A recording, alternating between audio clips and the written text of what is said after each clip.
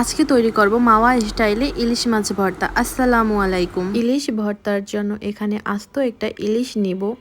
এরপরে আমি এর ভিতরে দিয়ে দেব হাফ চা চামচ মরিচের গুঁড়ো, হাফ চা চামচ হলুদের গুঁড়ো এবং স্বাদ মতো লবণ।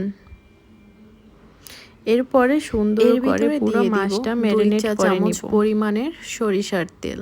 সরিষার তেল দিলে আমার কাছে এর ফ্লেভারটা অনেক বেশি ভালো লাগে।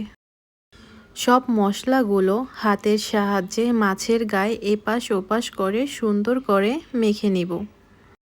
আমার কাছে মনে হয় হাত থেকে কিছু মাখলে এর স্বাদ দ্বিগুণ হয়ে যায়।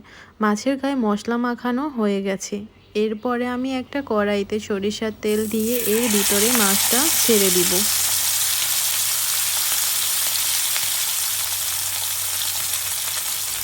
এক পাশ লাল করে ভেজে নেওয়া হলে আমি অপর সাইড ঠিক একইভাবে লাল করে ভেজে নিব। মাছটা এখনই দেখতে খুবই লোভনীয় লাগছে।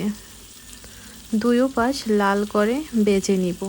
এরপরে আমি মাছটা এক পাশে চাপিয়ে রাখব। এরপরে আমি এর ভিতরে দিয়ে দিব 4টা শুকনো মরিচ। আপনারা চাইলে আরও বেশি দিতে পারেন আপনাদের স্বাদ অনুযায়ী। এরপরে আমি মরিচটা এক পাশে রেখে এর ভিতরে দিয়ে দিব পেঁয়াজ কুচি। পেঁয়াজটা আমি হালকা লাল করে ভেজে নিব। এরপরে আমি সব উপকরণগুলো একটা ট্রেতে তুলে নিব।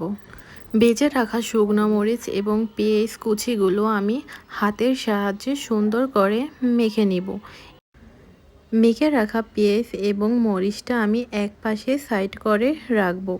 এখন আমি মাছ থেকে কাঁটাগুলো বেছে নিব। কাঁটাগুলো খুব সাবধানে বেছে নিতে হবে, কারণ কাঁটা যদি থেকে যায় তাহলে গলায় আটকে যাওয়ার সম্ভাবনা থাকে।